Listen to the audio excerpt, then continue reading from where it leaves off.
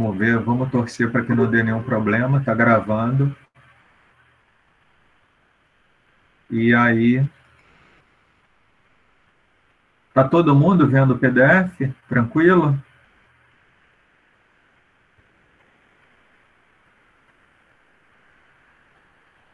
Show. Então, gente, a aula de hoje, basicamente, se resume em operadores da mecânica quântica, tá?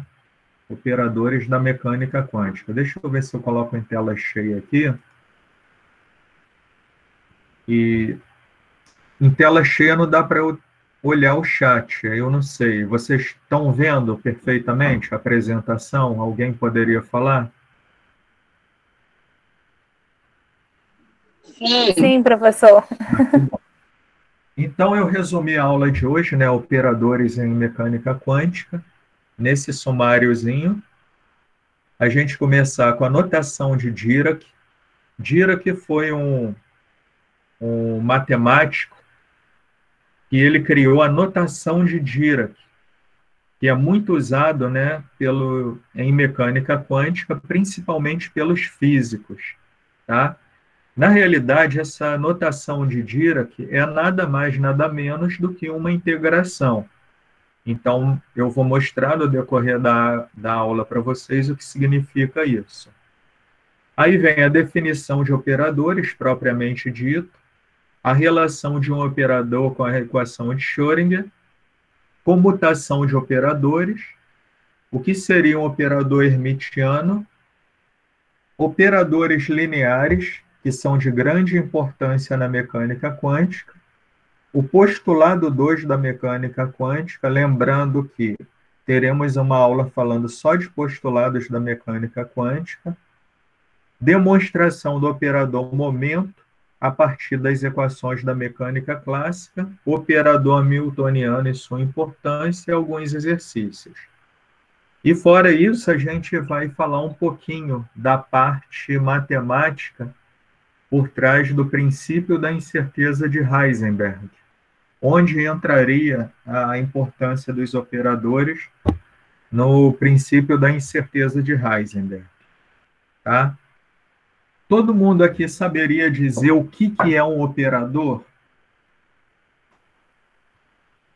O que seria um operador? Vou ter que diminuir aqui para eu aceitar a gente que está entrando. Só um minutinho.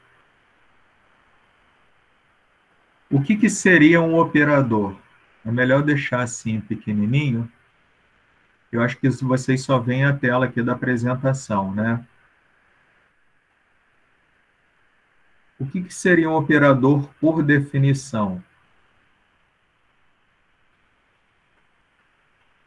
Multiplicação, a gente poderia dizer que é um operador? O que vocês acham?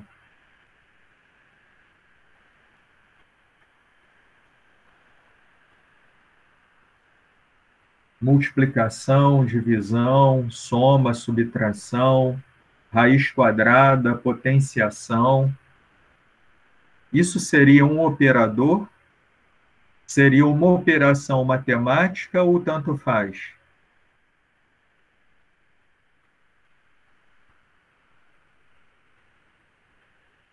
A gente sabe que as operações básicas da matemática são soma, subtração, multiplicação e divisão, né? Mas isso a gente poderia definir como operador? Tem alguém aqui tentando entrar? Ah, já vi. Ok. Fala aí alguma coisa, gente, ou pelo menos escreve. O Bruno é um operador matemático. Sim, e multiplicação, enfim. Então, operação ou operador, por definição, acaba sendo, de certa forma, a mesma coisa, né? E agora, o que seria um operador por definição? O que um operador poderia fazer em relação a uma função.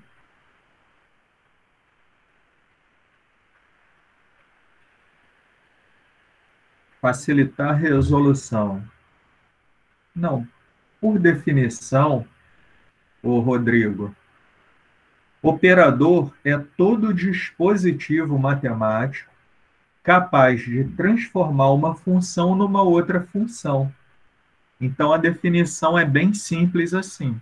Todo dispositivo matemático capaz de transformar uma função em outra função. Então, por exemplo, se eu tenho f de x é igual a x mais 5, e eu aplico nesse f de x igual a x mais 5 o operador some 5, aí se eu aplicar o operador some 5 à função f de x, eu vou ter como resultado uma função g de x igual a x mais 10. Então, esse operador ele está transformando uma função em outra função, tá? Aí vem aqui uma notação importante em mecânica quântica, tá? A notação de Dirac, tá? Foi uma proposta, né? Não sei o que está acontecendo aqui. Está escurecendo a minha tela. Não sei se travou. Minha apresentação travou aqui.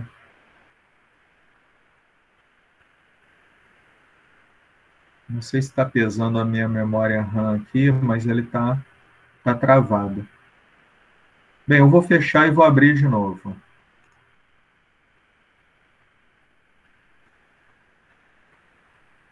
Fechar e abrir aqui de novo, tá? E apresentar novamente.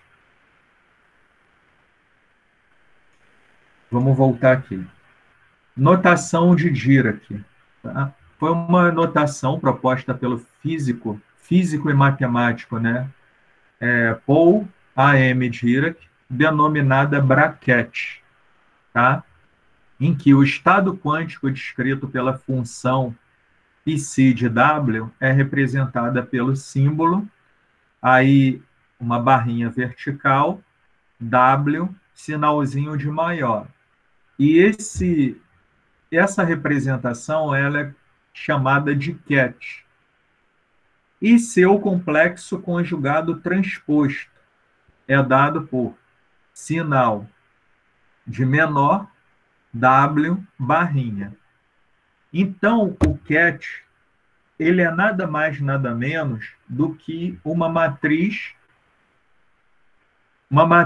coluna, enquanto o Bra ele seria o complexo conjugado transposto de ket, por isso que eu botei estrela aqui, tá?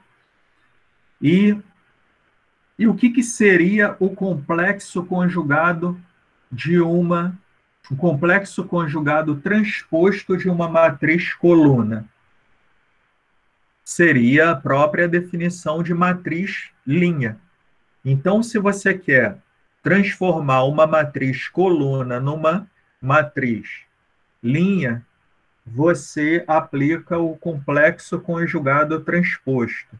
Isso aí a gente aprende em matrizes e determinantes, né? Mais especificamente falando, álgebra linear, tá? E representativamente, o que seria o complexo conjugado transposto? Como que a gente representaria? A gente representaria por asterisco, a gente poderia representar também colocando um Tzinho aí de transposto, ou então o daga. O daga é uma letra grega que ele é igualzinho um crucifixo. Então, tendo asterisco como o crucifixo, né, no lugar do asterisco, ou então o T, a gente poderia chamar isso de nosso nossa matriz transposta. E mais específico, sendo que o mais usado é o asterisco. Por quê?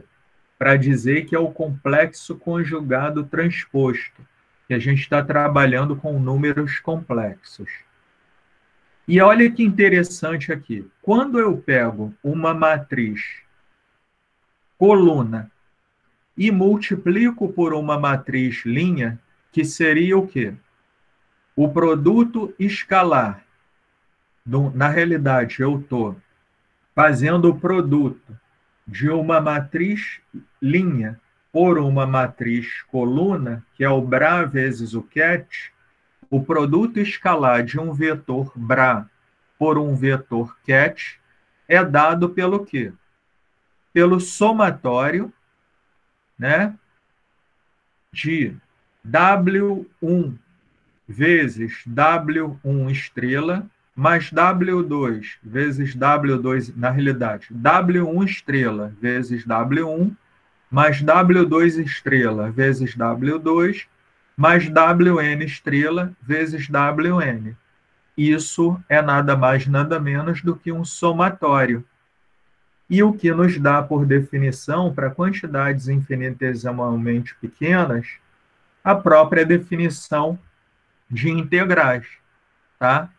E aí, se tratando, né, de coordenadas x, y, z, a gente integra isso em todo o espaço, né, que é esse d tal seria nada mais, nada menos que dx, dy, dz, em todas as três dimensões, tá? Então, toda vez que a gente pega uma matriz, né, linha e multiplica por uma matriz coluna, a gente vai ter como resultado um escalar, tá? Então, o bacana dessa operação é que de uma coisa que a gente não pode medir, uma matriz linha e uma matriz coluna separadamente, a gente vai ter como resultado uma quantidade mensurável, tá? Então, isso é regra.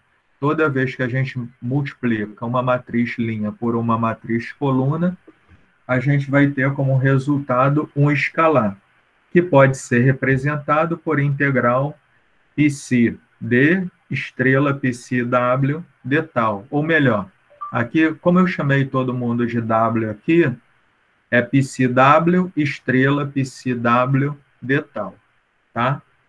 Aí vem a definição que a gente comentou aqui. O que seria um operador?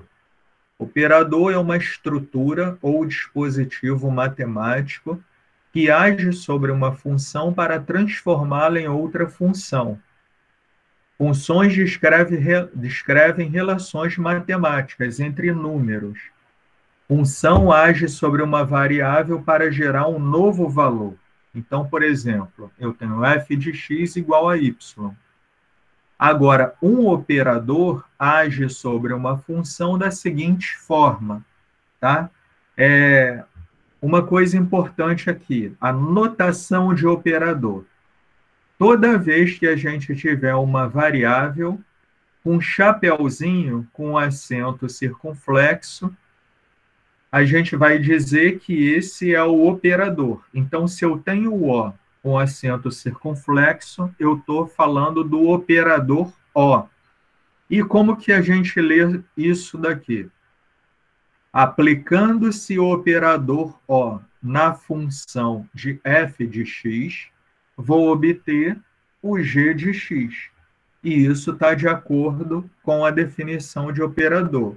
O operador é todo dispositivo matemático que, ao agir sobre uma função, nos dá uma outra função. Existem alguns casos especiais de operadores, que a gente vai falar mais adiante, que é o operador hermitiano, tá? Ele é especial porque, já adiantando aqui, o operador hermitiano, ele, ao agir numa função, ele vai nos fornecer um valor escalar vezes essa mesma função. E isso aí é a chave, né, de todo o desenvolvimento da equação de Schrödinger, principalmente, né, quer dizer, da mecânica quântica, principalmente se tratando da equação de Schrödinger.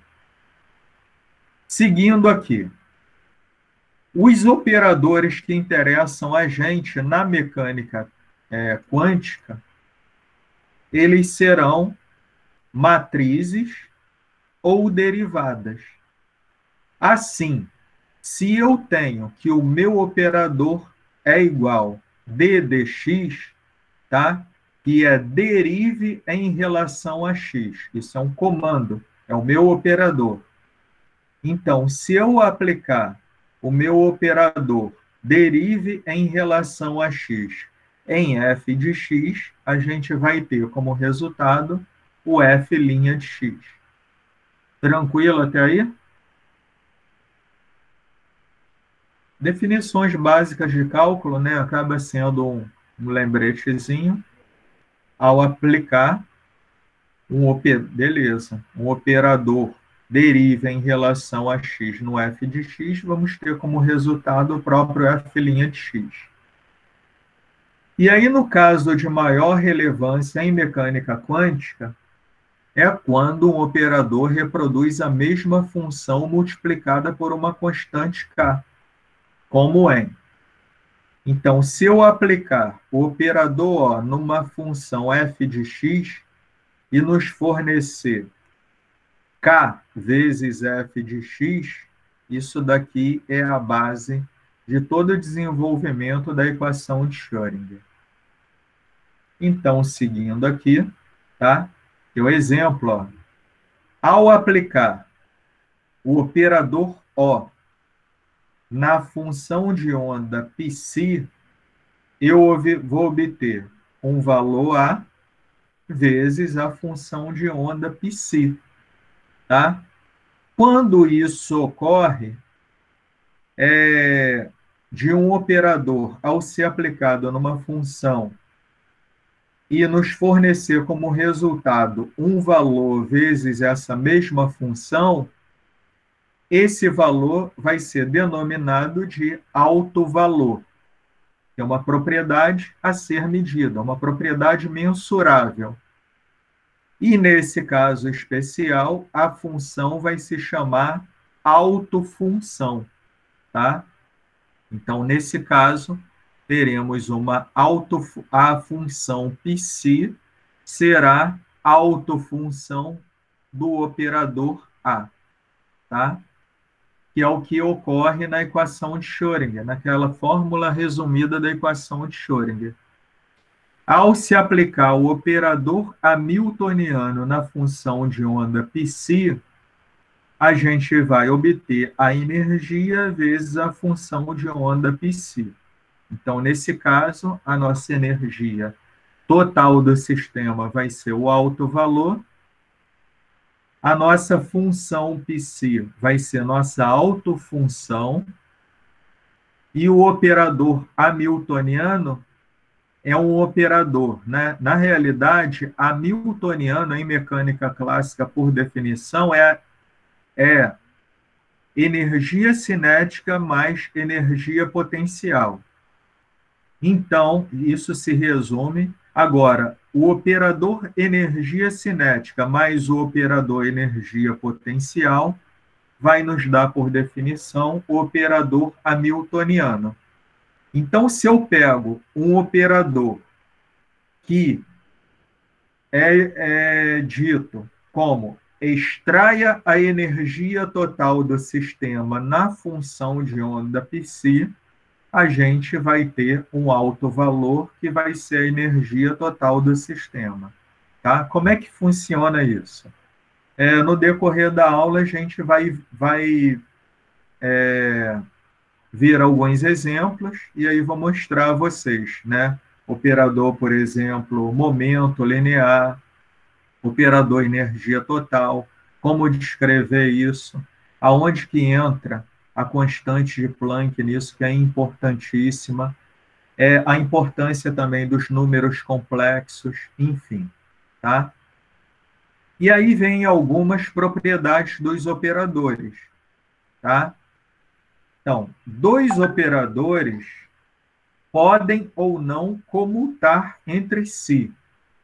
O comutador de dois operadores, isso também é definição lá na álgebra linear, A e O é representado por, aí a gente colocaria entre colchetes os operadores A, vírgula, operador O, isso nos daria A vezes O menos O vezes A. Mas isso não seria... Bem, aí viria uma pergunta. Quanto que vocês acham que daria A vezes O menos O vezes A? Espera aí que tem alguém tentando entrar aqui. Ok. Quanto que vocês... A Vitória falou ali zero. O que vocês acham? A vezes O menos O vezes A.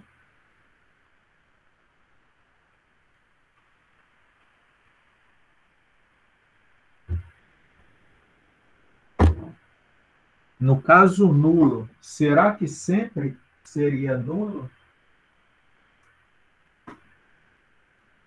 Seria que sempre seria nulo?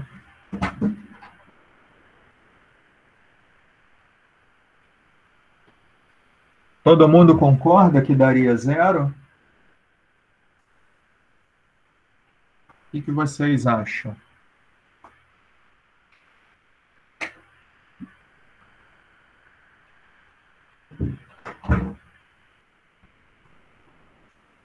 Bem, vocês se lembram no início que os operadores importantes para a mecânica quântica são matrizes ou derivadas?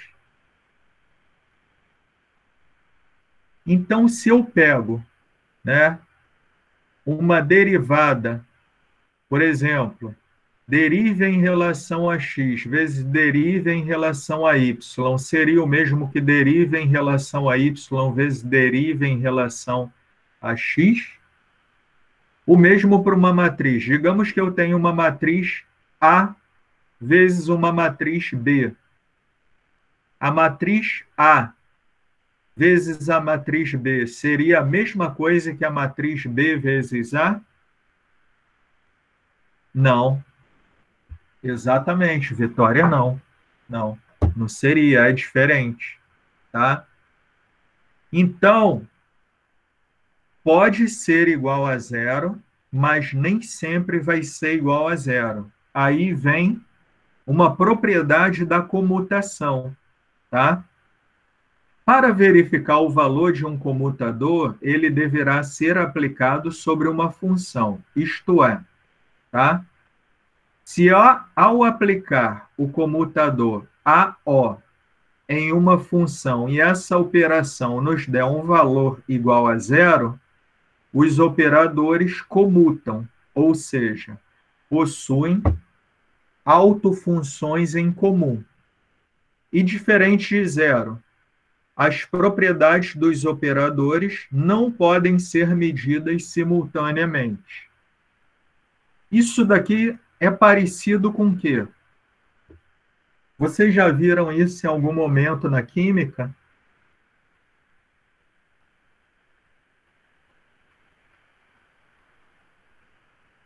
Se ao operar o comutador AO numa determinada função e der um valor diferente de zero, significa dizer que as propriedades dos operadores não podem ser medidas simultaneamente.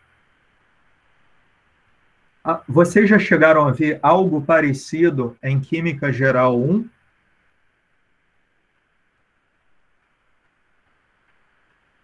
E aí?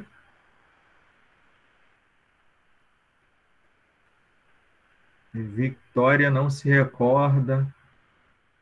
Um monte de gente falando não lembra. Eu acho que a Química Geral 1 não foi tanto tempo atrás, né?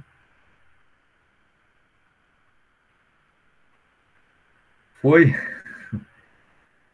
Então, beleza. A Brenda, ela fez Química Geral comigo, né? Eu não sei se foi a 1 ou a 2. Mas, enfim, vou tentar recordar vocês aqui. O que anuncia o princípio da incerteza de Heisenberg?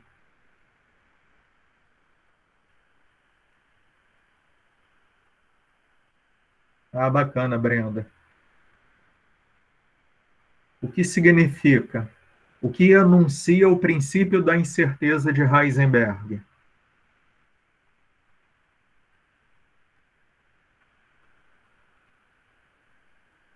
Não se lembram? Não estou falando do Heisenberg do Breaking Bad, não. Estou falando do Heisenberg, né, da química. Né? Se bem que o Breaking Bad era químico também.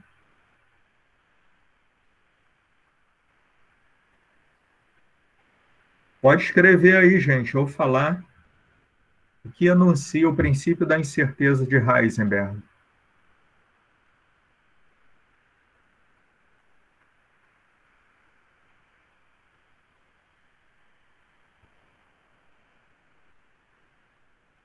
Hein?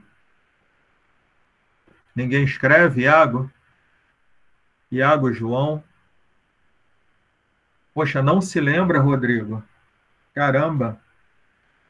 Que o momento e a posição de uma partícula não podem ser medidas simultaneamente, tá?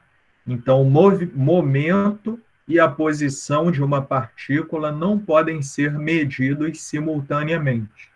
É esse que é o enunciado do princípio da incerteza de Heisenberg. E a aplicação do comutador foi a base que o Heisenberg teve para descrever matematicamente o seu famoso princípio da incerteza, tá? Isso aqui vocês não viram em química geral, mas alguém falou para vocês, né, que o princípio da incerteza de Heisenberg diz que o momento e a posição de uma partícula não podem ser medidos simultaneamente, tá? E aí veio o Hermite, tá? Definição de operador hermitiano. Operador hermitiano apresenta autovalores reais. As propriedades físicas são representadas por operadores hermitianos lineares. Um operador O é hermitiano se o meu valor médio de O for dado pela integral de π estrela, o O, operador O sendo aplicado entre os dois operadores de tal, nos der O. Para isso, o operador ele tem que estar normalizado. E qual seria a condição de normalização que vocês aprendem em cálculo? Não sei se é em cálculo 1 ou cálculo 2. Para eu ter uma condição, uma função normalizada, por definição, eu tenho que essa função vezes o complexo conjugado dessa função vezes ela vai ter que nos dar 1. Então, ou a gente pode escrever assim, né? Se eu tenho psi, o bracket, né? Psi O psi j é igual a psi O psi j estrela. Isso significa dizer que psi estrela psi j vai nos dar um valor de 1, e aí esse O vai sair dessa integração, tá? E isso aí define o quê? O postulado 2 da mecânica quântica, ou seja, as funções psi e psi-j são autofunções linearmente independentes geradas pelo operador O. E isso enuncia o postulado 2 da mecânica quântica, que diz: todos os valores calculados para as propriedades serão números reais. Isso pode ser utilizado mesmo se O for dado por um número complexo. Tá? Então, são definições aí do cálculo. tá? A gente, de certa forma, em mecânica quântica, a gente acaba fazendo uma revisão de matemática, né? Então, por exemplo, seja a função f uma combinação linear das funções g1 e g2, deixa eu ver se alguém chamou aqui. Ninguém chamou no grupo, não. Ok. Seja a função f uma combinação linear das funções g1 e g2, eu posso escrever o quê? Que a função f vai ser dada por uma constante 1 vezes g1 mais uma constante 2 vezes g2. Tá, mas aonde isso pode ser aplicado em mecânica quântica? Aonde que isso poderia ser aplicado? Será que isso poderia ser aplicado no orbital molecular? Se pudesse ser aplicado no orbital molecular, como que poderia ser aplicado no orbital molecular?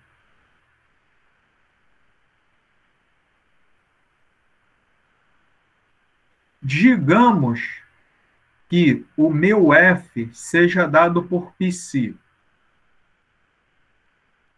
e que meu G1 seja dado por φ1 e o meu G2 seja dado por φ2, em que o π seria a função de onda que representa o sistema e o φ1 e o φ2 representam o átomo 1 e o átomo 2, sendo que o átomo 1 está ligado ao átomo 2. Se o C1 for muito maior do que o C2, o que isso poderia significar fisicamente? O que vocês acham? Fisicamente, isso poderia significar o quê? Vocês querem que eu tente escrever aqui? Tá, então vou pegar um exemplo aqui. Vou parar de compartilhar. Vou compartilhar agora uma tela de escrita. Tipo um caderninho aqui. Então, vou compartilhar uma tela escrita aqui. Deixa eu ver se é esse aqui. Ok. Vamos supor, gente, que eu tenha, tá? Deixa eu ativar aqui. Que eu tenha aqui um átomo 1 ligado a um átomo 2, tá? Eu tenho um átomo 1 ligado a um átomo 2. E que a densidade eletrônica dessa molécula, átomo 1 ligado ao átomo 2, fosse expressa por uma combinação linear das funções de onda que representam o átomo 1, que eu vou chamar de φ1, e a função de onda φ2. Para eu fazer uma combinação linear das funções φ1 e φ2, eu teria que escrever como? Psi total desse sistema seria dado por C1 vezes φ1 mais C2 vezes φ2. C1 φ1 mais C2 φ2. E se o meu C1 for muito maior do que o C2, o que isso significa fisicamente? O que vocês acham que isso significa fisicamente? C1 muito maior do que C2. Não é isso não, João Vitor. Não é desprezível, não. Estou falando lá para a molécula de 1 ligado a 2. Molécula 1, 2. O que isso representaria fisicamente?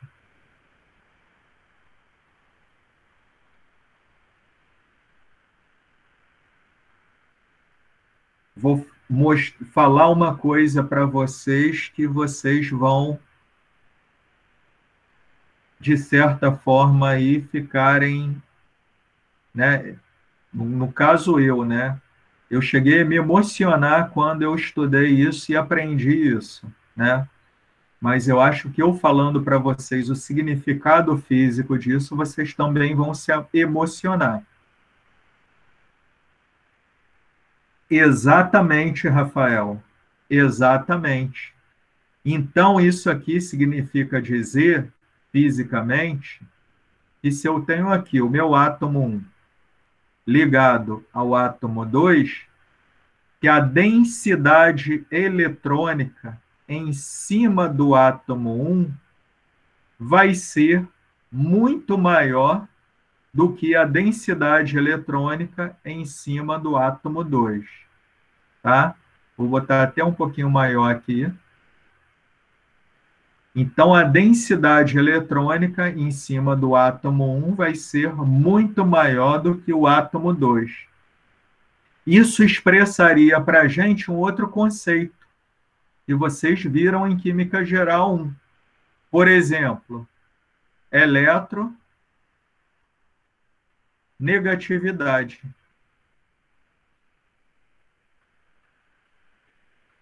Tá? Então, o meu átomo 1 ele seria muito mais eletronegativo do que o átomo 2, porque os elétrons se concentrariam mais em cima do átomo 1 do que no átomo 2. Por isso que eu sempre chamo a atenção, por exemplo, como é que se escreve o íon hidroxila? Tá? O íon hidroxila. Seria isso aqui, ó, OH-.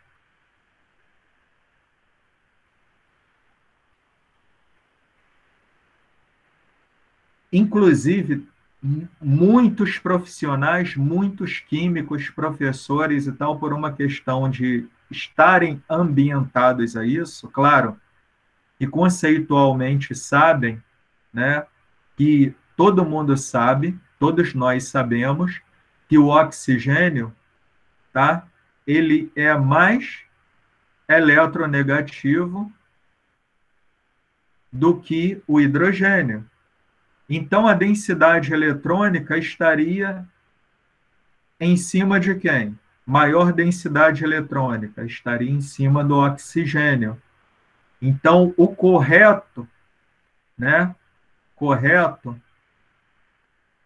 de se escrever o OH- seria O menos H.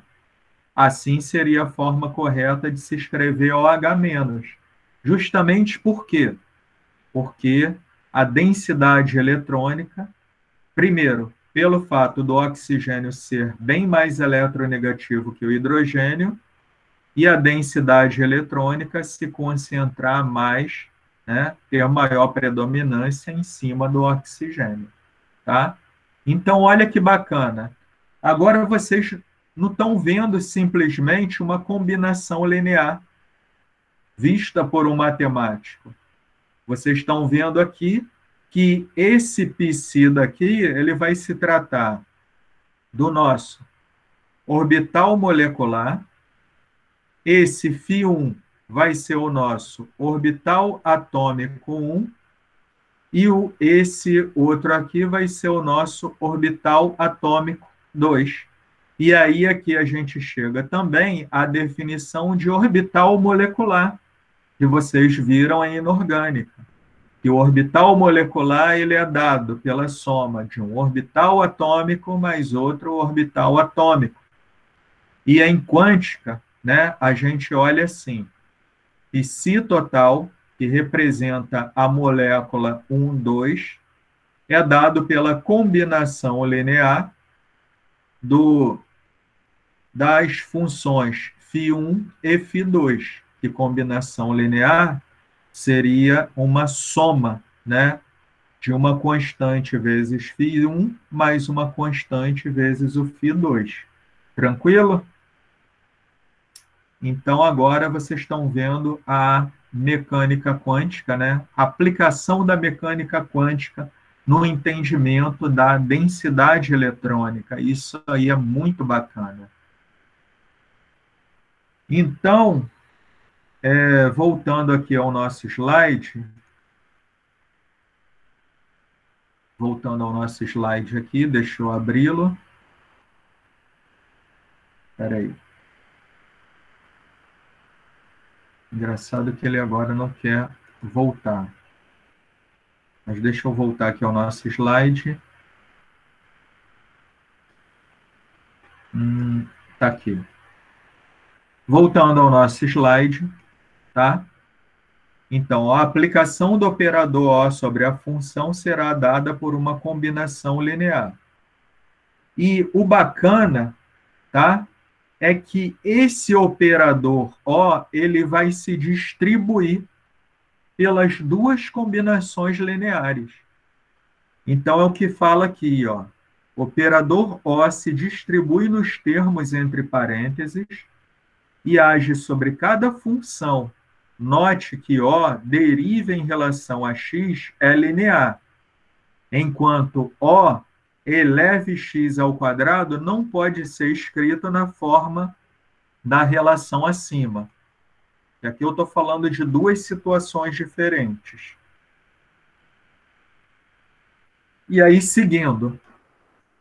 Assim, o postulado 2 estabelece uma correspondência entre a propriedade e o operador que se descreve. Tá? Então, por exemplo, se eu tenho a propriedade tempo, o símbolo do tempo vai ser dado por T minúsculo, o operador tempo, T minúsculo. O momento, P de x, é dado por menos IH cortado, dROM x. A posição, olha a constante Planck entrando aí, que a gente já viu, em que o H cortado, ele é nada mais, nada menos do que H sobre 2π, tá? Eu deixei aqui demonstração para vocês darem uma pesquisada na internet como se demonstra que o operador P de x pode ser dado por menos IH cortado dROM x. Já a posição, o símbolo é dado em x e o operador posição permanece x. O momento é um pouco diferente. Aí vamos brincar um pouquinho aqui. Segundo a mecânica clássica, a energia cinética, física 1, né, de um determinado sistema de massa m é dada por 1 sobre 2m, P de x ao quadrado, mais P de y ao quadrado, mais P de z ao quadrado. Isso aí a gente está escrevendo assim por se tratar de quê? De uma soma vetorial. Por isso que a gente pode escrever dessa forma, tá? Quando a gente fala em grandezas físicas, como força, energia cinética, energia potencial, a gente está tratando de vetores. Então, por isso que não é uma multiplicação, tá? É uma soma vetorial, tá? P de x ao quadrado, mais P de y ao quadrado, mais P de z ao quadrado. Se for só em função de px ao quadrado, a gente vai ter o quê? O momento, ele não é o momento ele é dado pelo o quê em física clássica? O que seria a definição de momento?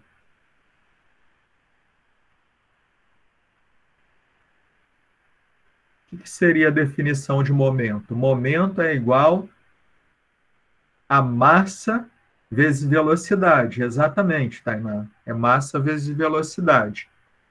Então, vamos supor que eu estou calculando o momento de uma partícula se movendo somente na direção x, tá?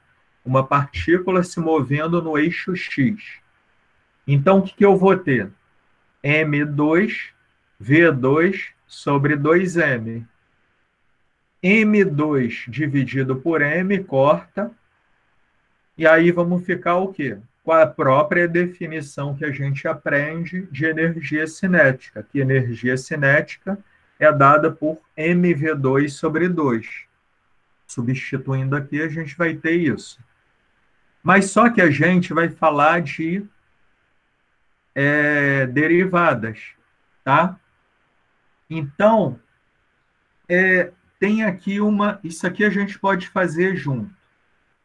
Usando a definição da tabela para o operador momento, obtemos para a energia cinética que o operador energia cinética vai ser dado por menos h cortado ao quadrado sobre 2m gradiente ao quadrado. Como a gente pode demonstrar isso daqui? Como que vocês acham que a gente pode demonstrar isso daqui?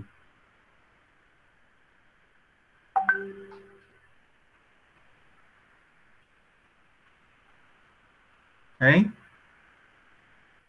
Então, ele fala, usando a definição da tabela para o operador momento, que momento é dado por menos IH cortado dROM X, obtemos para a energia cinética, T chapeuzinho é igual a menos H cortado ao quadrado sobre 2m vezes gradiente ao quadrado. Como a gente pode demonstrar isso daí?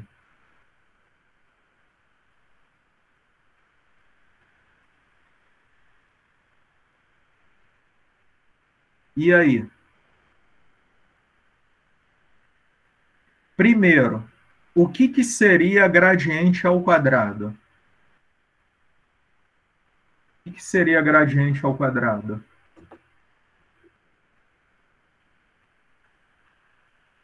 Eu creio que todos viram isso com a professora de operações unitárias, né? O processo, sei lá, não lembro qual a disciplina. E aí? O famoso operador nabla. Já ouviram falar no operador nabla? Esse triângulo aqui do Superman. Ah, beleza, nabla. O que seria o nabla? Nabla seria, né, o gradiente ao quadrado. E o que seria o gradiente ao quadrado? O que seria gradiente ao quadrado? Vou abrir aqui a telinha para a gente retornar aqui.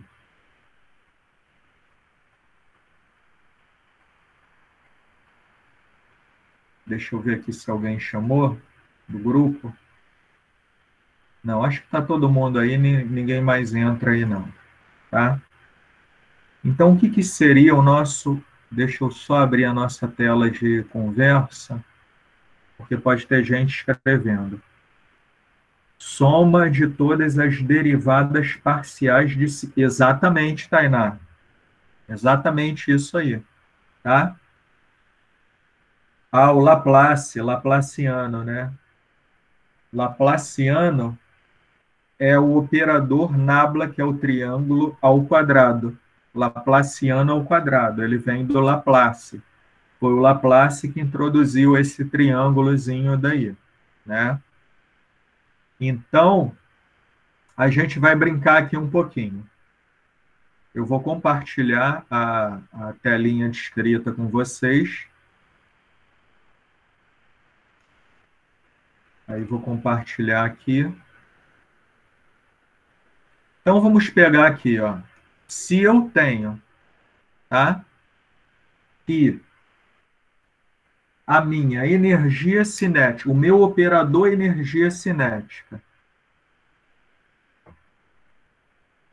Deixa eu pegar aqui. Operador energia cinética. Ele é dado por H cortado ao quadrado sobre 2m gradiente ao quadrado. Como que a gente chegou nisso daí? Tá? Primeiro, a gente tem, por definição da física clássica, que energia cinética ela vai ser igual ao quê? Né? Da mecânica clássica, não sei se vai dar para escrever aqui, mas energia cinética ela é dada por 1 sobre 2m vezes P de x ao quadrado, mais P de y ao quadrado, mais P de z ao quadrado, né? E se eu quero transformar a minha energia cinética clássica em um operador energia cinética, o que eu preciso fazer? Eu preciso fazer o seguinte, que o operador energia cinética, ele vai ser dado por 1 sobre 2m vezes operador P de x ao quadrado, mais operador P de y ao quadrado, mais operador P de z ao quadrado. Mas quem seria o meu operador momento? Operador momento, ele é dado pelo quê? Menos IH cortado, dρ x. Esse seria o meu P de x, né? Então, deixa eu ampliar aqui. O meu, assim como o meu operador P de y, ele vai ser dado por menos IH cortado, dρ y, assim como o meu operador P de z, ele vai ser dado por menos IH cortado, dρ z.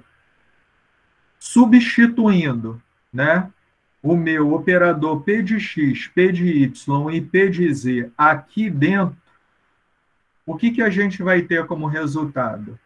Vamos ter que operador energia cinética vai ser dado por 1 sobre 2m vezes menos I ao quadrado, né? Na realidade, deixa eu apagar aqui. Meio ruinzinho escrever aqui. Eu vou ter aqui menos IH cortado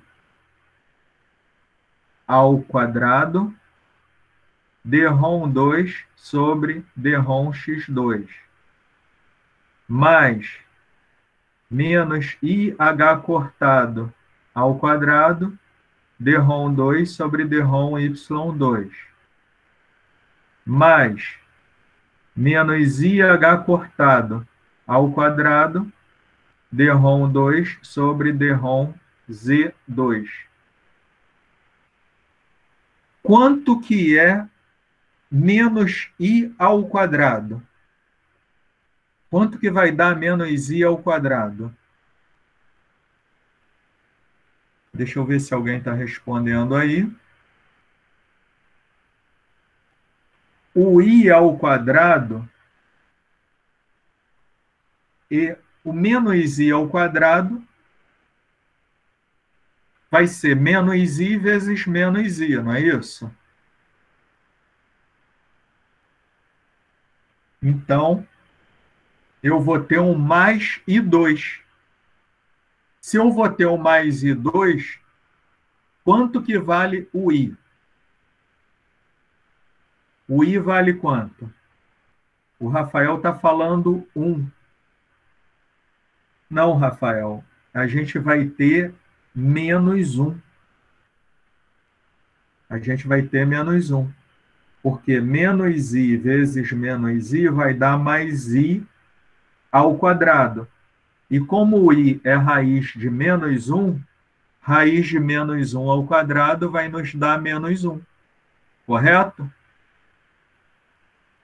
Então, vai nos dar menos 1. Então, em todos esses termos, a gente já pode colocar quem em evidência? Deixa eu voltar aqui para escrever. A gente pode colocar o seguinte aqui, ó, que operador energia cinética vai ser dado por menos I, quer dizer, menos, porque é menos 1, né? H cortado ao quadrado sobre 2m vezes dROM2 sobre dROM x2 mais dROM2 sobre dROM y2 mais dROM2 sobre dROM z2. Isso aqui é a definição de quê? O Laplaciano ao quadrado. Então, daí a gente chega que o operador energia cinética ele vai ser dado por menos h cortado ao quadrado sobre 2m, nabla, ou Laplaciano ao quadrado, que é como, né, como queríamos demonstrar, que é essa primeira equação aqui, tá? Então, se eu quero pegar uma propriedade, né, como energia cinética ou energia potencial e quiser transformá-la num operador, eu vou precisar fazer esse tipo de operação ou operações similares às que a gente acabou de fazer. Tranquilo? Então, beleza, a aula está sendo gravada também. Eu peço desculpas pela minha letra, eu estou tentando, aos pouquinhos, me aperfeiçoar, né? Eu comprei essa prancheta digital, mas a minha letra não é boa. Se no quadro já é ruim, na prancheta digital ainda é mais complicado ainda. Então, voltando aqui, tá? A gente demonstrou isso aqui. Assim como a energia total, ela vai ser dada pelo quê? Energia cinética mais energia potencial. E para sistemas quânticos, o operador hamiltoniano é igual à energia total do sistema. Ou seja, o operador hamiltoniano vai ser dado. Espera aí que parece que o Iago caiu aqui, ou não? Não sei. Deixa eu ver aqui. Ah, não, o Iago não caiu, não. Ah, beleza, voltou. Então, a gente tem, né, que o operador hamiltoniano é dado pela soma do operador energia cinética mais energia potencial, que vai nos dar a energia total do sistema. E segundo a mecânica quântica, o hamiltoniano ele será dado pelo quê? Menos h cortado sobre 2me, o nosso nabla ao quadrado, ou Laplaciano ao quadrado, menos ZE2 sobre 4π epsilon 0 R, tá? Em que eu coloquei errado aqui, sumiu o nome na aula passada, mas me veio agora, em que esse E daqui, ele é a carga elementar do elétron, tá? Ele é a carga elementar, não é carga do próton, não, carga elementar.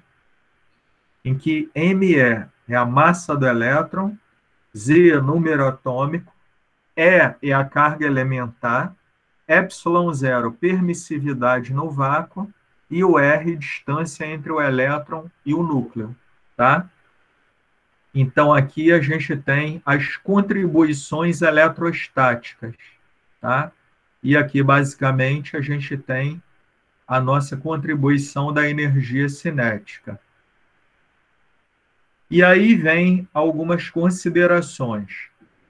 Nem todas as propriedades apresentadas na tabela podem ser medidas simultaneamente, somente aquelas cujos operadores comutam, tá? Ou seja, que o comutador aplicado nessa propriedade tem que dar igual a zero. Se os operadores não comutam, a obtenção simultânea das duas propriedades será impossível. Foi aí que, em 1927, Heisenberg formulou essa impossibilidade como um princípio, que foi o famoso princípio da incerteza de Heisenberg. Daí, tá? Um exemplo clássico de operadores que não comutam é o da posição e o do momento para uma mesma coordenada. Então, aplicando o comutador sobre a função, teremos IH cortado, que é diferente de zero. Como que vocês demonstrariam isso daí?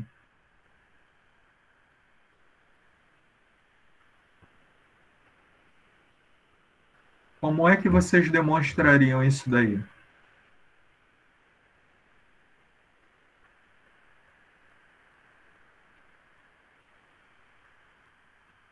Aplicando o comutador sobre a função, teremos comutador de posição e momento é igual a IH cortado e não zero.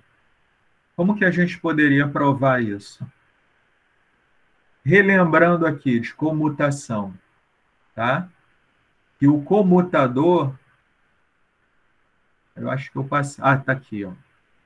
Comutador AO, ele vai ser dado por AO menos OA, tá?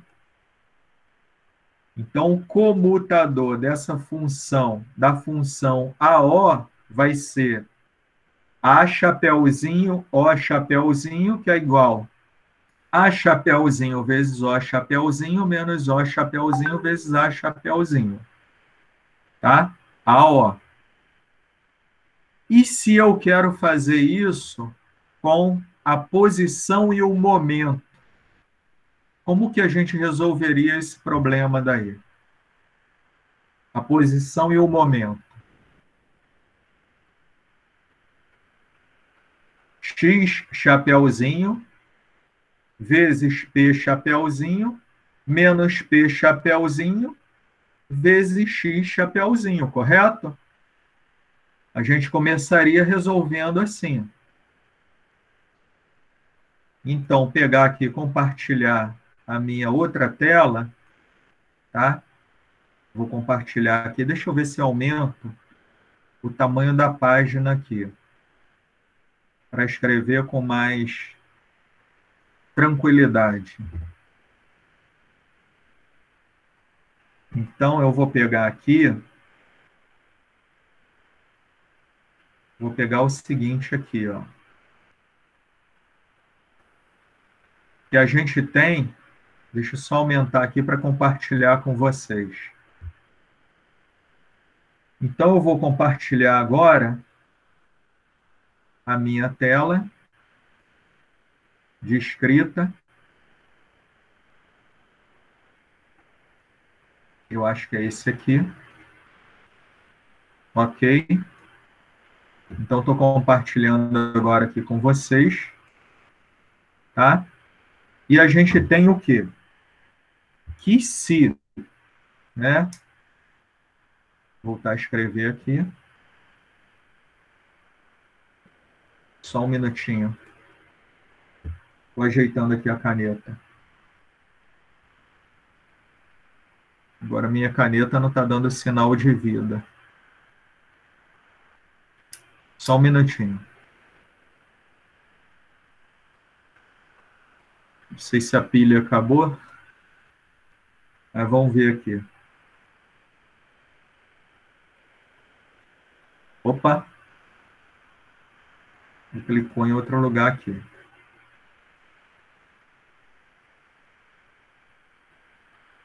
Só um minuto, gente. Agora está respondendo. Então, se eu tenho o seguinte, ó,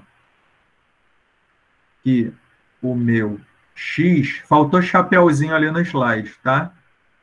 P de X, ele não vai ser zero, mas vai ser IH cortado, que é diferente de zero, tá?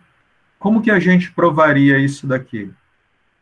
O que seria aí esse comutador por definição? Seria nada mais, nada menos que x vezes p de x menos p de x vezes x.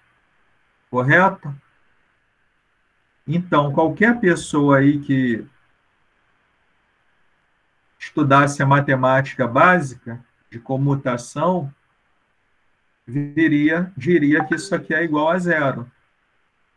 Mas isso aqui não é igual a zero. Por quê? Porque o operador de x, primeiro, vamos relembrar, quem é o operador P de x? Ele vai ser dado por menos i h cortado d-ROM x. Então, eu vou ter aqui, resolvendo, eu vou ter o seguinte, que x vezes menos i h cortado d-ROM x menos i h cortado d-ROM x menos, né, que aí vai ficar mais i h cortado d-ROM x vezes x. Quanto que vocês acham que dá isso daqui? X vezes menos IH cortado d-ROM x mais IH cortado d-ROM x vezes x.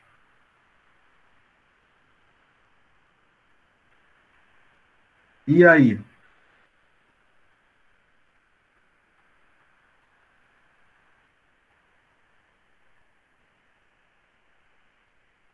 E aí, gente?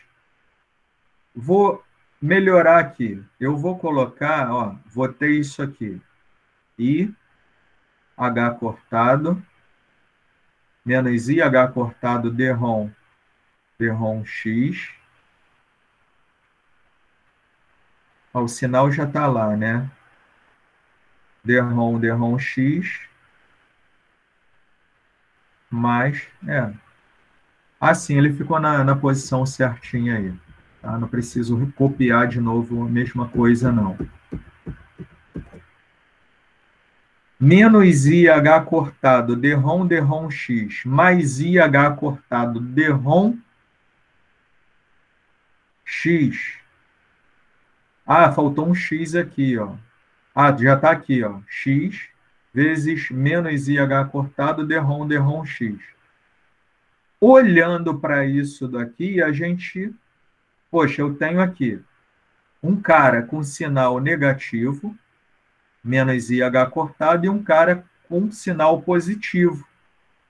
Então, a gente, condicionadamente, a gente diria que isso aqui é igual a zero, não é verdade? Não é verdade? Mas vocês se lembram que uma derivada vezes alguma coisa não é igual essa alguma coisa vezes a derivada? Que essa regra não se aplica para derivada, nem sempre pode ser aplicada a derivadas e matrizes? Então, vou fazer uma pergunta para vocês. Quanto vale esse primeiro termo daqui? Operador x vezes menos IH cortado d-ROM x. Quanto valeria esse primeiro termo daqui?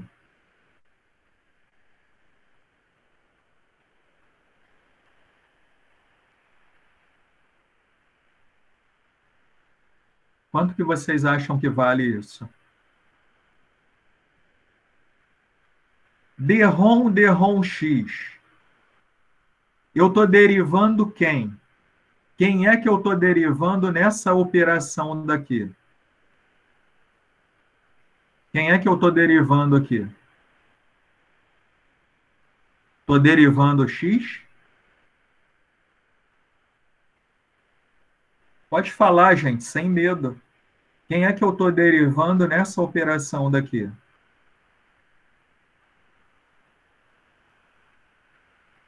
Rafael, Iago, quem é que eu estou derivando nessa operação? D-ROM x.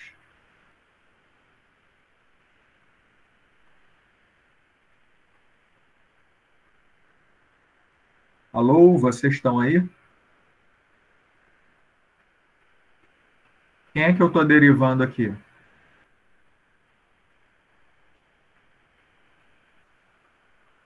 Quem é que eu estou derivando aqui? E quem é que eu estou derivando aqui?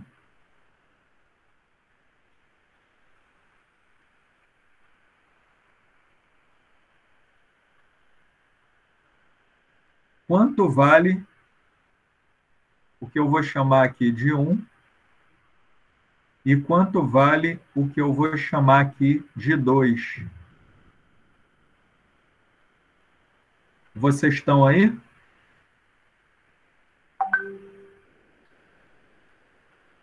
E aí? Dá um tempinho aí para vocês responderem. Quanto vale 1 e quanto vale 2? Valeria 0 mais 1? 0 mais 1, 0 aonde? 0 na primeira e 1 na segunda. Exatamente. Quem é que está falando? João Vitor. Ô, João Vitor. Exatamente, João Vitor. Por quê? Porque em 1, Derivada de 1 sobre x.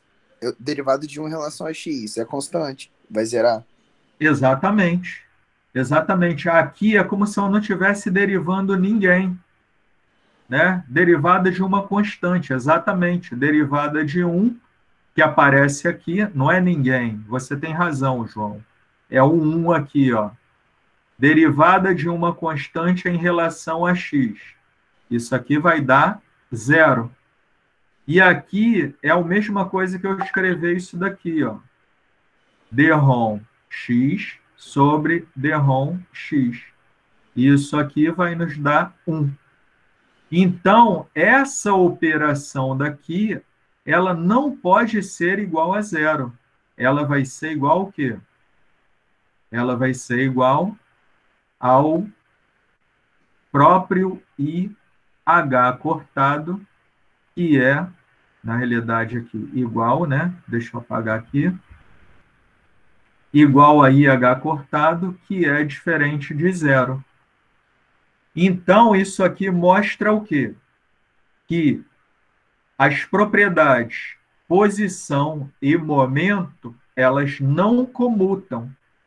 Se elas não comutam, essas duas propriedades não poderão ser medidas simultaneamente.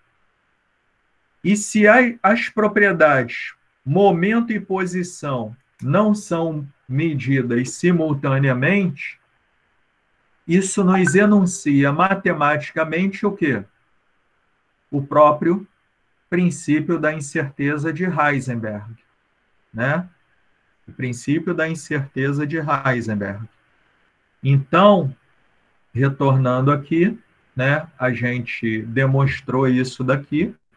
Isso aqui não pode ser igual a 0. E aí, seguindo aqui, tá? Resumindo, uma função de onda psi possui toda a informação sobre o sistema que ela descreve. Para extrair informações de psi, usamos operações matemáticas, que, ao atuarem sobre a função de onda, colocam a informação desejada em evidência. E essa operação matemática é chamada de operadores. Existe um operador para cada informação que se deseja sobre o sistema. A gente viu isso. Existe o operador momento, existe o operador energia cinética, existe o operador energia potencial, existe o operador velocidade e por aí vai. E o operador mais importante em mecânica quântica que nos interessa é o operador hamiltoniano, que extrai a energia total do sistema. Quer ver uma coisa interessante?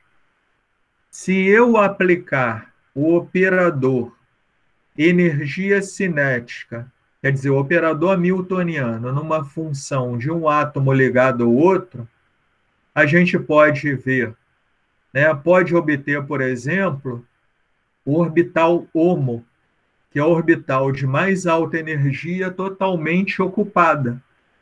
Na realidade, a energia do orbital HOMO. E, por definição, menos a energia de HOMO vai nos fornecer o quê? O potencial de ionização. Olha que bacana.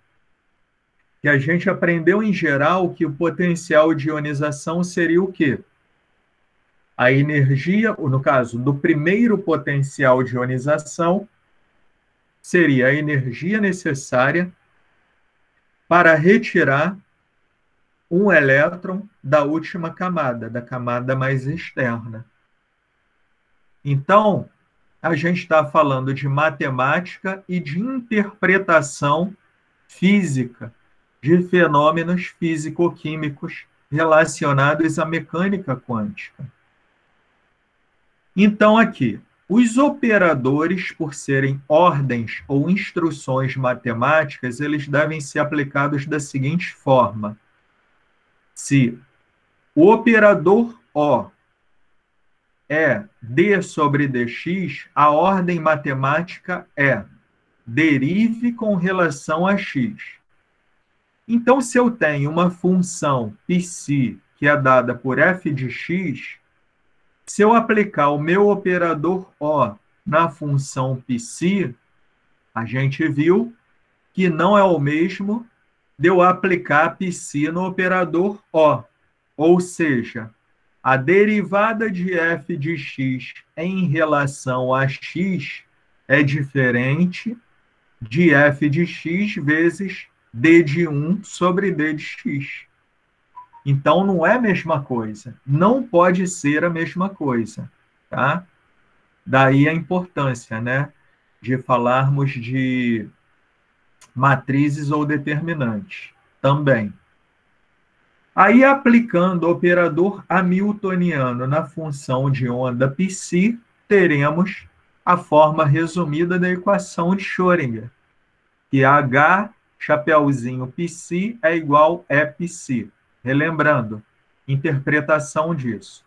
Aplicando-se o operador hamiltoniano na função de onda psi, a gente vai obter um valor escalar e mensurável, que é a energia total do sistema, vezes o próprio psi.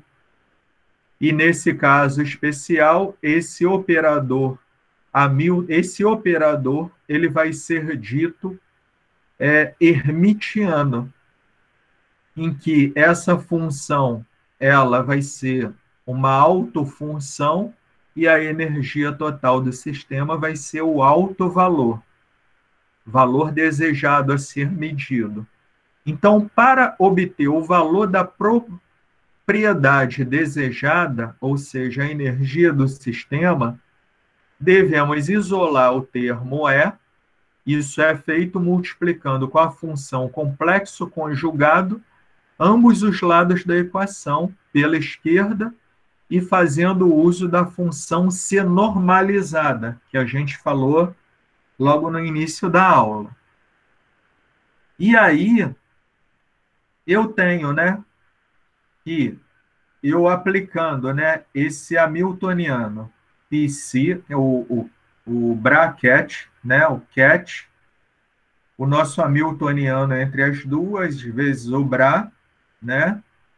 Então a gente vai ter a nossa energia e o fato da função ser normalizada, isso aqui vai ser igual a 1, e aí a gente vai obter o alto valor da energia. Tá?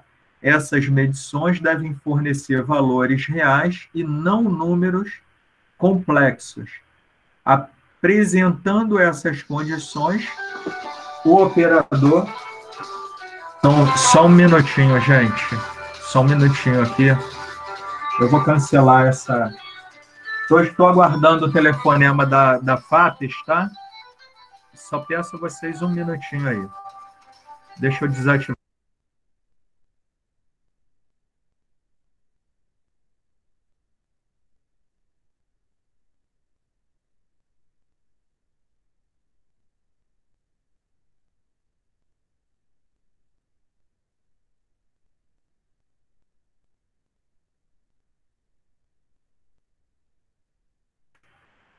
Gente, desculpem, é da reitoria, tá? Então, mas vamos voltar aqui. Desculpa mesmo aí, tá? Então, olha só, um detalhe aqui, né? Ele fala o seguinte: para obter o valor da propriedade desejada, a energia do sistema, devemos isolar o termo E. Isso é feito multiplicando com a função complexo conjugado ambos os lados da equação pela esquerda e fazendo o uso da função C normalizada. Então, eu estou aplicando o complexo conjugado dessa função de onda. Eu estou botando aqui psi, bra, bra do psi de um lado e bra do psi do outro. Aí cai nisso daqui. Isso daqui a gente viu que é nada mais, nada menos do que uma integração, tá? E como a energia é um escalar, é uma grandeza mensurável, ou seja, um valor constante, o que acontece com uma constante dentro de uma integral? Ela vai sair da integral. E aí, o fato da função ser normalizada vai nos dar o valor de 1. Então, quando uma função é normalizada, a condição de normalização é que π vezes o complexo conjugado transposto dela, a integração disso vai nos dar 1. E o que significa esse 1 fisicamente? A probabilidade máxima de se encontrar a energia total do sistema. Mais à frente, a gente vai ver a definição de probabilidade, que é nada mais, nada menos, que a gente aprende em estatística também, função de onda ao quadrado. Então, pelo fato da energia ser um valor constante e poder sair para fora da integral, e o fato da função ser normalizada, a gente chega à própria energia total do sistema, tá? Então, essas medições devem fornecer valores reais e não números complexos. Apresentando essas condições, o operador é dito ser hermitiano. E aí vem aqui um exercício que o 1 já está respondido, né? As 4 operações matemáticas básicas podem ser consideradas operadores? Justifique sua resposta. A gente já respondeu essa pergunta. E aí o segundo aqui, ele é interessante, tá? Eu vou resolver só o segundo e eu vou deixar o 3 para vocês fazerem, tá? E aí a gente discute no iniciozinho da aula que vem, tá? Lembrando que aqui a gente vai precisar utilizar o conceito de multiplicação de matrizes, tá? E tá o seguinte: sabendo-se que os operadores de spin de Pauli são dados por isso daqui, calcule o valor dos comutadores SX, SY e SX, SZ, utilizando os operadores de spin de Pauli, tá? Operador spin de Pauli, eu esqueci de colocar aqui para vocês, é uma matrizinha coluna, tá? Ah, não, peraí, aqui eu não preciso utilizar o spin, não, só no outro exercício, tá? Então, vamos voltar aqui para o exercício 2. Mostre que E elevado a AX é uma autofunção do operador D de X e ache o autovalor correspondente. E mostre que E elevado a x2 não é uma autofunção de D de X. Como que podemos resolver esse tipo de problema? Alguém quer falar aí? Como resolver esse tipo de problema?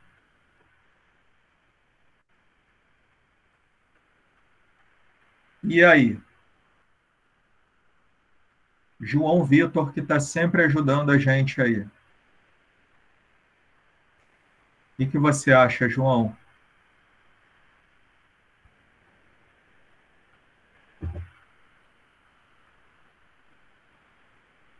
como que a gente pode resolver esse tipo de problema aí? Vou reduzir um pouquinho a tela para manter meu enunciado. E aí vou compartilhar com vocês a página de resolução. Então, vou aqui compartilhar a página de resolução.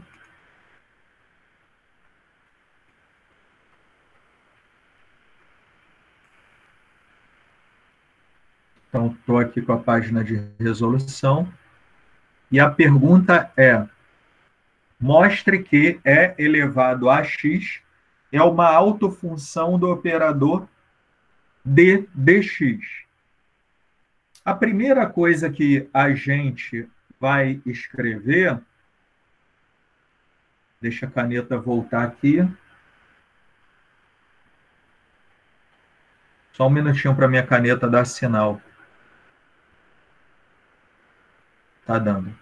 Então, se eu tenho aqui, mostre que E elevado a ax é uma autofunção do operador d dx. Então, a primeira coisa que eu tenho que escrever é que meu operador ele é dado por d dx. E a minha função f de x, ela é dada por E elevado a ax. E aí ele quer que mostre que essa função f de x é uma autofunção desse operador daqui. Como que a gente tem que fazer isso aí? E aí, Brenda, como que a gente resolve isso? Mostrar que essa função f de x é igual a e elevado a x é uma autofunção do operador d dx.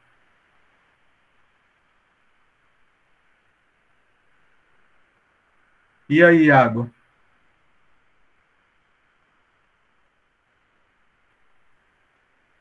Iago?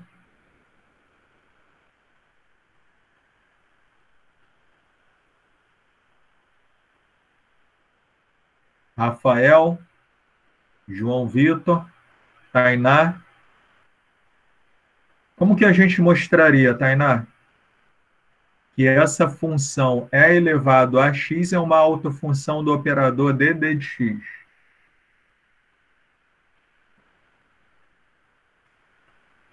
Eu teria que fazer o que com o operador e com a função?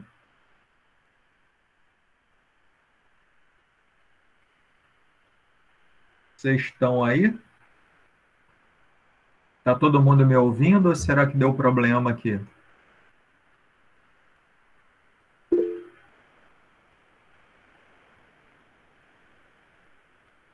Ah, beleza. João não está lembrando. Agora que eu estou vendo aqui. Ah, a Brenda está lembrando, né? Brenda falou que está lembrando. Então, como é que faz, Brenda?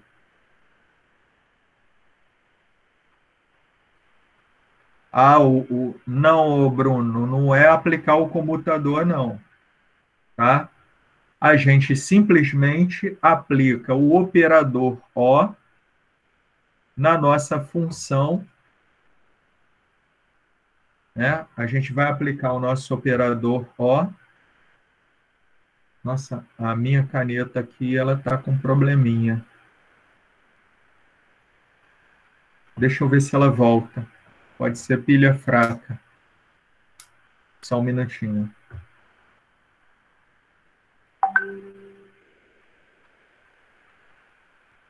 Ah, a Brenda falou que está escutando. Mas Ô, não lembro. professor, Oi, João. para ser autofunção, eles têm que dar o mesmo valor quando um multiplica o outro, certo? Não, para ser autofunção, ô João, ao aplicar o operador na função, eu terei como resultado um valor vezes essa mesma função. Ah, sim. Entendeu? Essa seria a definição. Eita, peraí que a minha caneta voltou agora, mas a tela sumiu. Ok. Então, minha caneta não está boa, não. Peraí, voltou.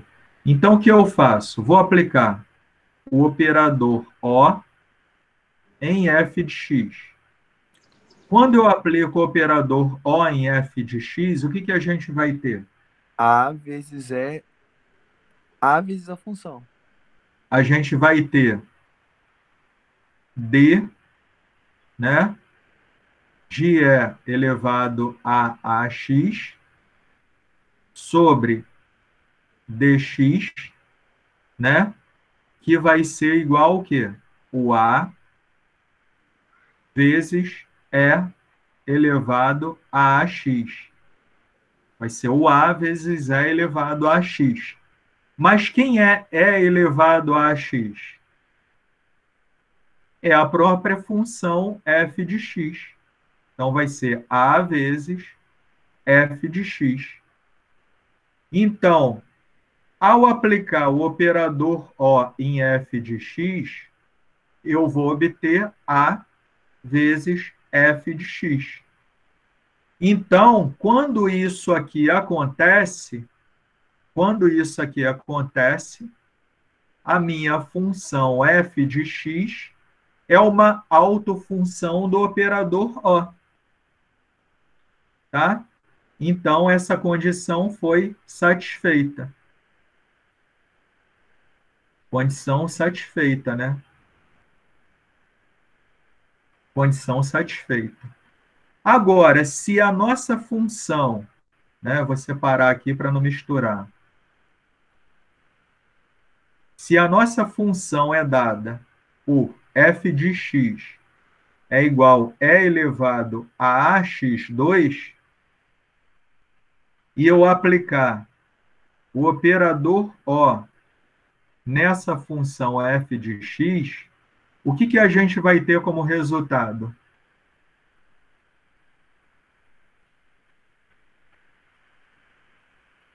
Ao aplicar deriva em relação a x nessa função f de x, o que, que a gente vai ter? 2ax vezes f de x. Exatamente, Tainá. Aí eu pergunto a vocês, isso daqui é um escalar ou é uma variável? Isso aqui é um escalar ou uma variável? Então, isso aqui não é um escalar. Tá? Isso aqui não é um escalar. Tá? Então, para a condição da função ser uma autofunção do operador, eu tenho que ter um valor, né, um valor constante, escalar ou mensurável, que aí nesse caso é um alto valor. Como esse cara é uma variável, ele não é um alto valor. Se ele não é um alto valor, a função não será uma autofunção. Então, isso aqui responde o nosso exercício. Tranquilo, gente? Ficou alguma dúvida aí? Beleza? Tranquilo, então. Então, vou fechar aqui. E aí, vamos voltar aqui no nosso exercício. Vamos voltar aqui no nosso exercício. Beleza, então o exercício 1 e o exercício 2 foram resolvidos. E agora vocês vão resolver esse daqui, tá? Sabendo que os operadores de spin de Pauli são dados por, calcule o valor dos comutadores Sx, Sy, Sx e Sz. No caso de SX e SZ, SY, eu vou ter o quê? O meu S de X vezes o S de Y menos o S de Y vezes o S de X.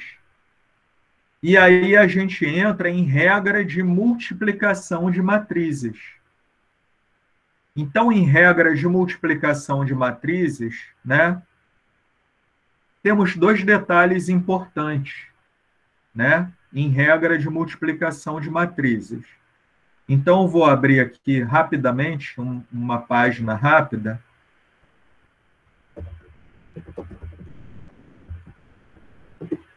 Então, vou abrir aqui uma telinha aqui com a regra de multiplicação de matrizes e compartilhar com vocês aqui. Apresentar. Vou apresentar a tela inteira, tá? Então, vou apresentar a tela inteira aqui. Então, eu tenho aqui, multiplicação de matrizes, tá? Eu pegar logo o primeiro aqui, tá? Multiplicação de matrizes, só matemática, né? Vou chutar, vou ver se está explicadinho aqui, tá? Existe uma condição importantíssima em regra de multiplicação de matrizes, tá? O produto das matrizes A e J, em que I é linha e J é coluna, tá? De uma matriz, quer dizer, a posição, a localização em J dele, em que M é linha e P é coluna, e B, IJ, P, N, é a matriz C, M, N. Será a matriz C, IJ, M, N. Para que essa condição seja satisfeita, tá?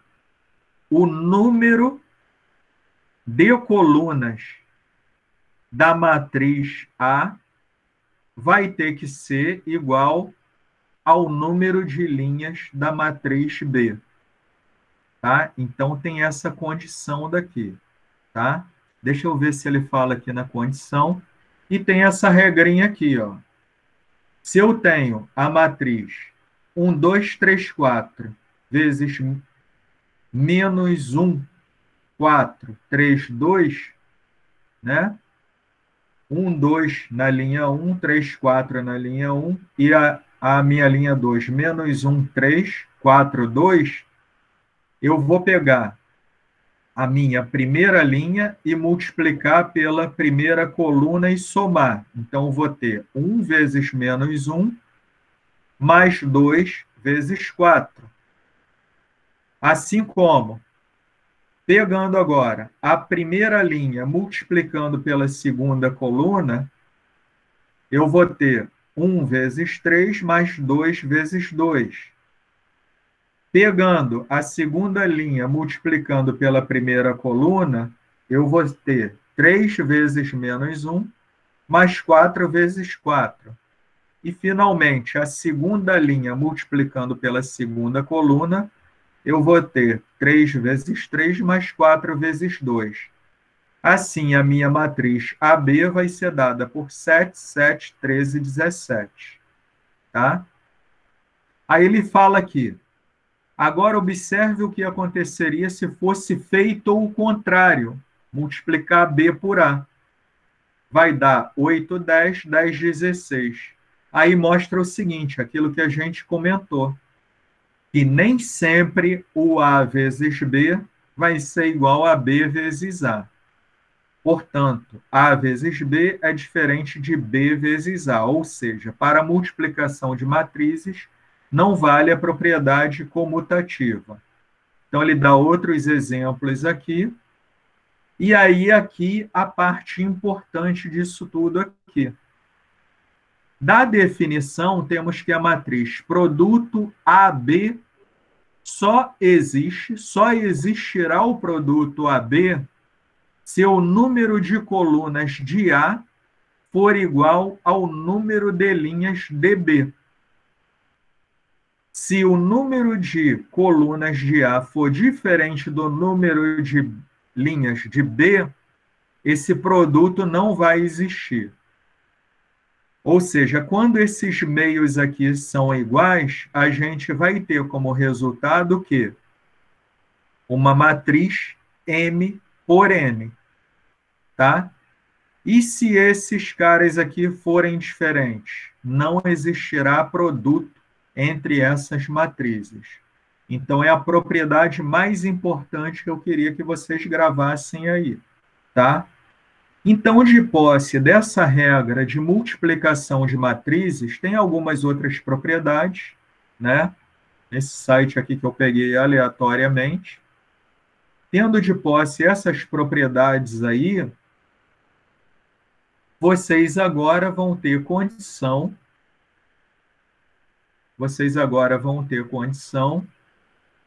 de resolver esse último exercício aqui, ó.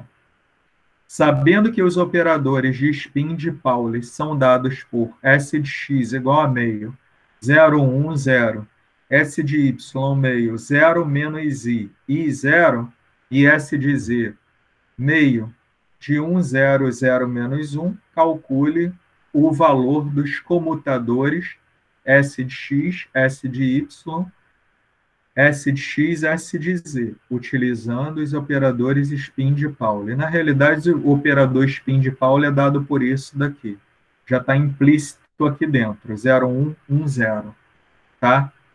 Em que 1 significa que eu tenho um elétron com spin oposto, né?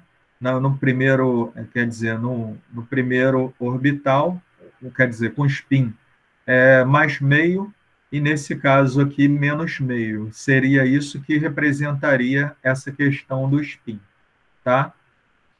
E aí fica para vocês resolverem esse exercício, e aí a gente discute rapidamente na próxima aula, segue, e aí a gente continua, né, com operadores e mecânica quântica, mais uns exercícios, e fechando para, sem ser semana que vem, a próxima, nossa primeira prova. Tá bom? Tranquilo, então, para todo mundo?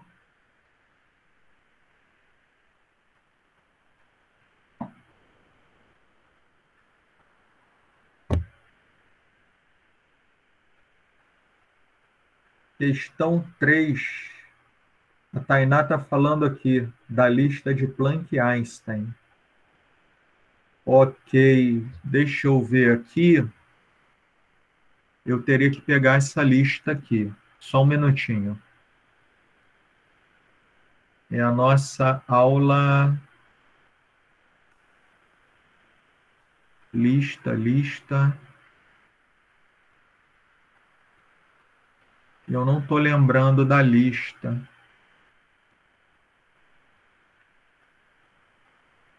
Complemento Planck-Einstein. Não. Tainá, se você puder me relembrar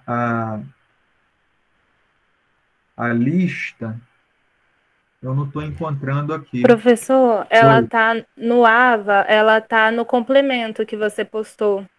No complemento? Deixa eu ver. Que é uma pasta zip. Uma pasta zipada. Uhum. Complemento Planck Einstein.zip. Exercícios. Ok. Que foi os exercícios que você pediu na penúltima aula para resolver, aí eu fiquei com dificuldade para fazer a 3. Ficou com dificuldade para resolver a 3. Tá, ok. Estime o comprimento de onda dos elétrons que foram acelerados a uma dpp a partir do repouso. Seria isso daí? Isso mesmo. Deixa eu tentar abrir aqui e compartilhar. Só um minutinho. Abrir aqui e compartilhar. Só um minutinho. Mas qual foi sua dificuldade? Tipo, para mim, resolve pela equação de de Broglie. Só que eu não estava conseguindo colocar essa DDP para calcular. A DDP. Isso. Calcule. Peraí. Deixa eu pegar aqui.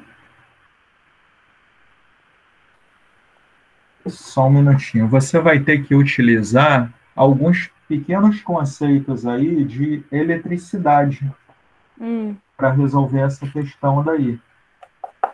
Alguém conseguiu resolvê-la? Alguém tentou? Vou compartilhar aqui. Eu vou compartilhar aqui. Espera aí, só um minutinho aqui que eu vou compartilhar. Apresentar uma janela. Será que é isso aqui? Seria essa lista daí, Tainá? Isso, essa lista. Beleza, então. Então, deixa eu tentar abrir minha canetinha aqui. A minha pilha não está muito boa, não.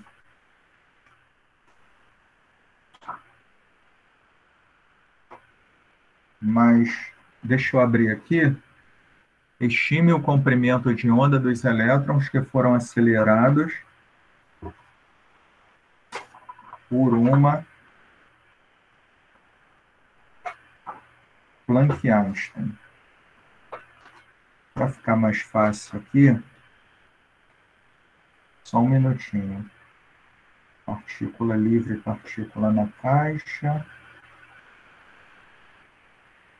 Talvez vocês tivessem que pegar uns dados aqui na literatura. Deixa eu só verificar aqui.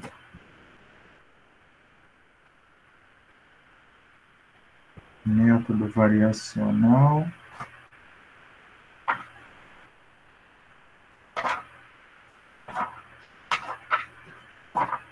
Eu já passei para vocês o átomo de Bohr. Passei, né? Já passou. Tá. Vocês, né? Estime o comprimento de onda dos elétrons que foram acelerados por uma DDP de 40 watts, né? Deixa eu ver aqui, só um minutinho aqui. Que a gente tem o seguinte, né? Que segundo Planck, a energia é igual ao quê? Ela é igual a H vezes Ni, né? E o Ni ele é igual ao quê? C sobre lambda, né? Então, mais a DDP aqui, eu tenho o valor de Heisenberg. Não é Heisenberg, não. Eu vou fazer o seguinte, Tainá. Eu vou resolver aqui essa questão num papelzinho aqui. Eu vou tirar uma foto da resolução dela e postar no grupo. Pode ser? Tá bom, pode ser. Porque agora, às 4h15, eu vou ter uma reunião lá com a menina da reitoria, vai me ligar justamente para entrar numa webconferência. Uhum. E aí eu tô com medo de passar um pouquinho do tempo, tá bom? Não, tudo bem, sem problema. Aí eu resolvo. Precisa ser agora? Não, precisa não. Tranquilo. Horário que puder, tá tranquilo. A reunião não deve passar de meia hora. Então, lá pelas 5 horas, eu resolvo rapidinho e passo para você, tá? Tá ótimo, obrigada. Beleza, então. Mais alguma coisa, gente?